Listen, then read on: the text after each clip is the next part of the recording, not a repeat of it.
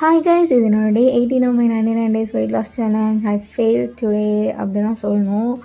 இன்றைக்கி என்ன வெயிட் இருக்கேன் காலைல சொன்னே செக் பண்ணேன். 88.85 நான் வந்து இருக்கேன். அதுக்கப்புறமா நான் மார்னிங் சாப்பிடல, நேராக ப்ரன்ச்சாக வந்து இந்த ஆப்பம் அண்ட் சாம்பார் சட்னி, ஒரு காஃபி, கொஞ்சமாக வேர்க்கடலை வந்து சாப்பிட்டேன். அந்த இருக்கிற ஃபுல் வேர்க்கடலை வந்து நான் காலி பண்ணல. ஸோ அதுக்கப்புறமா ஒரு 2 o'clock கிட்டே அந்த வேர்க்கடலை மீதி இருந்ததை சாப்பிட்டாச்சு. ஈவினிங் வந்து மாடிக்கு போனேன், வாக்கிங் கொஞ்சமாக பண்ணேன், ரொம்பலாம் பண்ணல. எங்கேயுமே மாடி கூப்பிட்டு போயிருந்தேன் வாக் பண்ணுறதுக்காக. பட் எனக்கு சீரியஸாகவே என்னோடய மூடு வந்து வெரி வெரி லோ.